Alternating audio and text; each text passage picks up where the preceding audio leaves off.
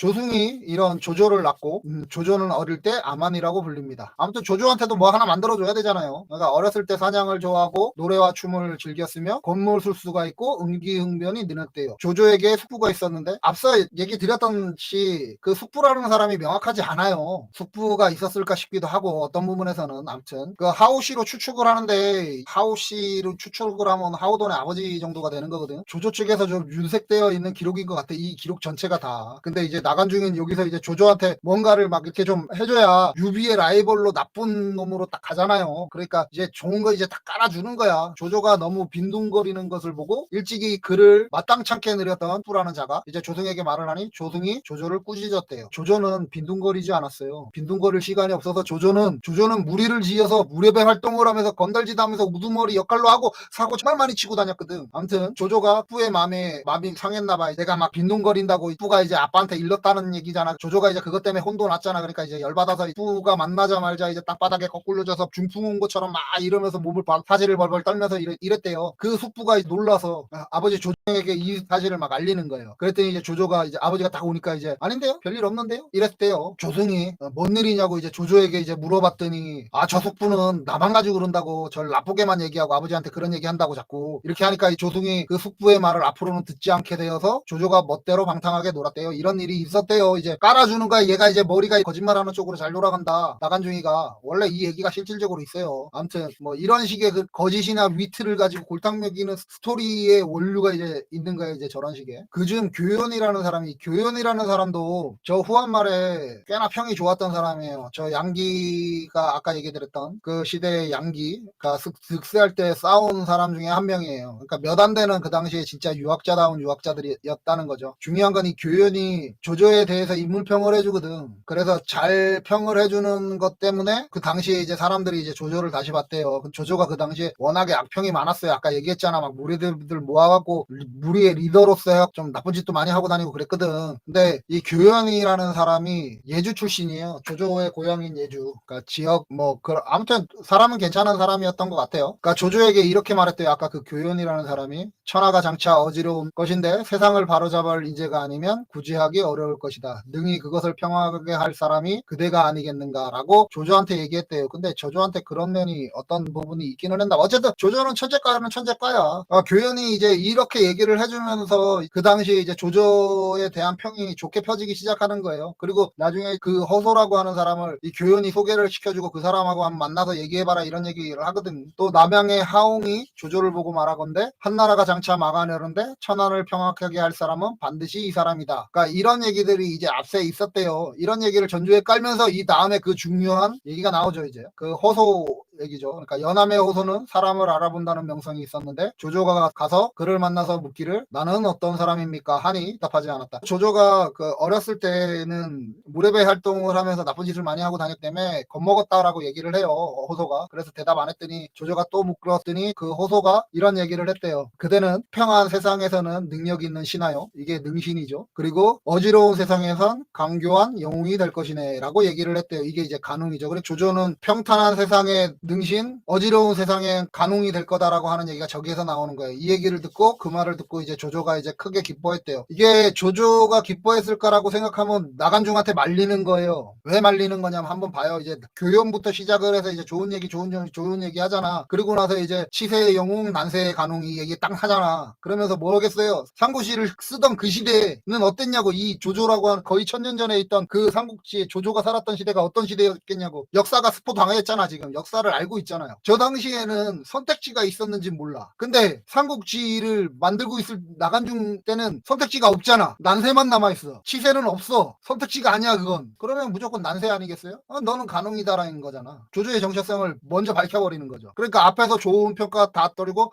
얘는 저 시대의 간웅이다라고 하는 걸로 얘기가 딱 귀결돼 버리잖아요. 이게 나간중한테 말리는 거라니까. 저때 저걸 보고 조조가 기뻐했을까? 뭐 기뻐했다는 기록이 있다는데 호속의 얘기를 모르지 뭐 조조 같았으면 기뻐했을 것 같기는 한데, 아무튼 저에게는 저거 다 뻥. 야, 어쨌든 조조는 가능이야? 이렇게 시작을 한 거예요. 그리고 이 호소라는 사람이 인물평이 꽤 정확했다라고 얘기를 해요. 그래서 뭐 대단한 망상가라고 뭐를 얘기하는데, 평생 난리 피해 다니다가 객지에서 풍토병에 죽어요. 40대. 아무튼 그래요. 나이 20살에 효령과에 급제하여 랑이 되었고, 벼슬 이름이에요. 랑이 이제 초급관 정도, 그러니까 얘기했잖아. 그 중앙군의 무관에서부터 시작했던 사람이라고. 그러니까 장교부터 시작했던 사람이라고. 개성여기들이지만 이 시대에는 과거가 없었어요. 그러니까 효령과 자체가 없고 효렴이 있는 건데, 그럼 그 효렴이라는 게 뭐냐? 효자의 청렴하면 간직의 청거를 받아요. 한번 생각을 해봐요. 자, 조조랑 지금 이 두 단어가 효렴, 효자에다가 청렴한 게 조조랑 어울려요? 그 당시에? 조조는 무례배였다 그랬잖아요. 어린 날 계속. 그리고 무례배의 리더라 그랬잖아요. 그리고 청렴하되 자기 아버지가 1억 잔을 주고 관직을 사고 있는 판에 무슨 청렴이야. 돈이 넘쳐나는 집안인데 이게 지금 효렴으로 들어간 거겠어요? 효자도 아니고 무례배를 이끌던 엄청난 거부의 자식인데? 그러니까 할아버지, 아버지의 찬스로 관직을 얻었을 것 같아요. 이거에 내가 진짜 500원 건다. 역사적으로 보면.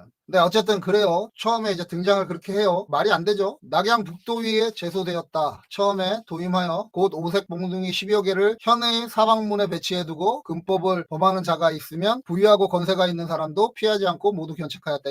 북부위 북정문에 이제 그 수문장에 그 관직을 하고 있었던데, 이어서 중산식 건덕의 수부가 칼을 차고 밤에 다니는 것을 조조가 순찰하다가 붙잡아서 몽둥이로 때리고 꾸짖었다. 이 일로 말미암아 낙양 북부 안팎에서 감히 금법을 범하는 자가 없었고 위험 있는 이름이, 그러니까 조조의 이름이 잘못 진동했다라고 얘기를 해요. 이거가 기록에도 많이 나오고 우리 지금 창작하는 사람들도 많이 이 얘기들을 하거든. 그러니까 조조가 얼마나 강직했을까. 우리 근데 한번 상식적으로 한번 생각해봐요. 건석은 서원 8교위라는 게 있어요. 후한 말에 십상시들이 세운 황실 경비병들을 이끈 8교위의 첫째가 상위 교위가 건석이에요. 건석은 환관인데 무관에 가까운 환관이었어요. 나중에 이제 황제 영제가 건석을 되게 신임을 해요. 자, 십상시에 환관 건석을 숙부를 때려 죽였잖아요. 그래서 이거를 할아버지가 나서서 말려줬다라고 얘기를 하는데, 그 이전에 한번 생각을 해봐요. 자, 아까 전에 얘기드렸던 그 조등이 이 건석을 발굴하면서, 그러니까 환관이 되면서부터 키웠다라고 하는 기록들이 있어요. 그리고 건석이 한동안 조등의 집에서 숙식을 같이 했었다라는 기록도 같이 있어요. 그럼 자,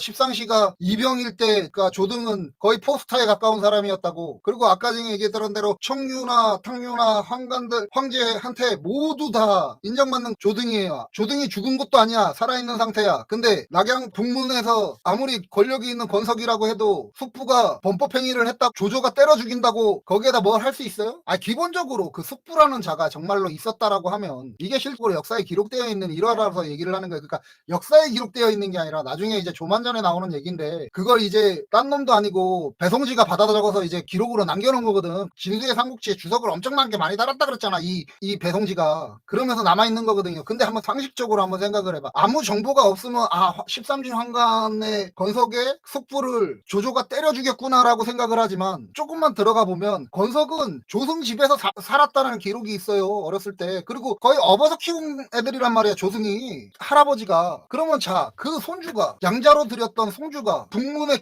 경비대장으로 딱 있는데, 그 아무리 건석의 그 숙부라고 해도 정말로 그 걔가 있었다면 미친 짓이지.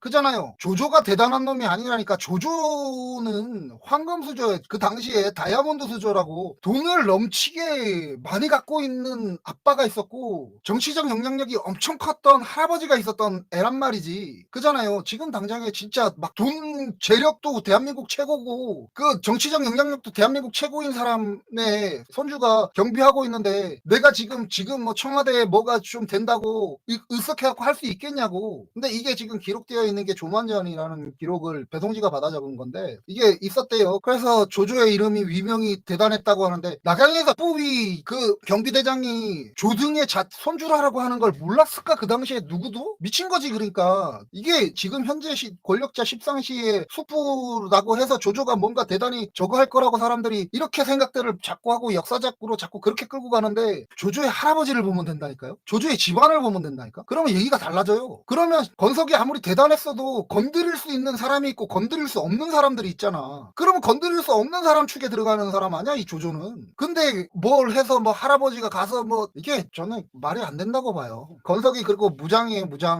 가까워요. 아까 얘기했잖아. 십상시를 데려온 황실 경비병의 그 8 교위 중에 상위 첫 번째에 있던 상위 교위 건석이라고. 그러니까 역사는 저는 해석이 좀 필요하다라고 생각하는 게 이런 것들 때문이에요. 건석을 어렸을 때 발탁을 했던 환관으로 발탁을 했던 할아버지고 걔를 그러니까 그렇게 키워나가는데 역할을 했던 사람이야. 그러면 그 건석의 숙부가 그걸 몰라? 모를 수 있나? 이게 지금 구조가? 환관이 얘기했던 대로 10명이 가면 9명이 죽어 8명 9명이 죽었다고 그 당시에. 그래서 살아남아냈다고 건석이었던 거예요. 근데 걔 숙부가 그걸 몰라? 그러면 그런 일을 하러 갈 때 그 숙부는 밀어 이렇게 어이서 하고 줬겠어? 그잖아요. 환관을 악마화시키면서 뭔가 지금 많은 것들이 지금 막 모순점이 발생을 하고 있는지 몰라. 이거를 왜 사람들이 저거를 하지? 어쨌든 그래요. 제가 보기엔 그래요. 저는 이 생각이에요. 뭐 역사학자가 아니니까 제가. 그러니까 역사학자들은 역사학자대로 시각을 하라고. 저는 작가로서 이런 거를 보는 거예요. 오늘 그러니까 조조가 갖고 있는 거는 이거예요. 뭐 4세3공의 원소? 원소가 엄마가 종이라니까 원소가 유명해지는 계기가 이거잖아요. 그 나중에 이제 원소편에서 다시 얘기하는데 뭐 3년상을 2번을 했다. 그 짓을 원소는 할 수밖에 없었던 애예요. 근데 조조는 어렸을 때부터 지멋대로 하고 살았다고. 어렸을 때부터 사람 죽이고 이런 거를 지 무리들이 사람 죽이고 이런 거를 했었다고. 그러니까 나르시스트의 전형적인 그런 애가 북부 관문의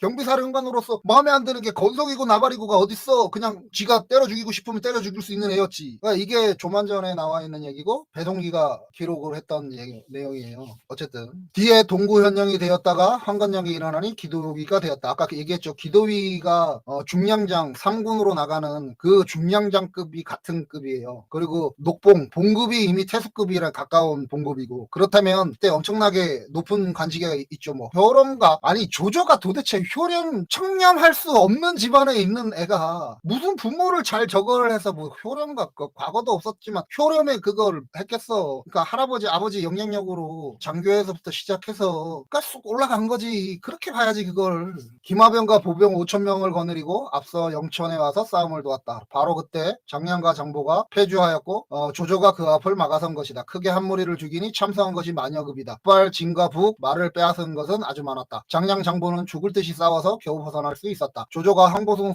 주준을 책망하고 곧이어서 군사를 이끌고 장량과 장보를 추격하였다. 자 이게 나간중 진짜 제가 계속 얘기지만 나간중은 뻥쟁이에요. 뭘 70%의 사실과 30%의 그거 역시 나간중은 뻥쟁이 얘기했잖아요. 아까 중에 장량과 장보는 이미 노식이 가두리 양식하고 있었어요. 그쪽으로 막 포위해서 들어가고 있었다고. 그러니까 기주 지역에 있었다고. 근데 여기다 딱 데리고 와. 그리고 아까 얘기했잖아요. 여기서 정규군이 황건군을 이기는 전세 역전을 시작했던 게 파제를 장사해서 죽이면서 시작되는 그걸 하고 주주는 형주 쪽으로 내려가고 황보성은 이렇게 돌면서 연주로 올라가서 기주로 올라간다고 이러면서 황건의 주력군들 그러니까 동군 깨고 뭐 깨고 이래가면서 그 위에까지 올라가서 결국은 장량 장보를 죽인단 말이지. 이 황보성 장군이 여기서 조조가 책망을 해. 뭘 책망을 해. 책망을 하긴 그잖아요. 얘기 드렸던 그대로 나간중은 뻥쟁이 개뻥쟁이 그것도. 그러니까 조조는 이때 승리를 한 거는 사실이에요. 황건을 상대로 해서 승리를 한 건 사실인데 이럴 수 있는 위치가 아니었다는 거지. 장량 장보가 여기 없었다고. 이제 그 뻥에 이제 데미의 마지막이에요. 막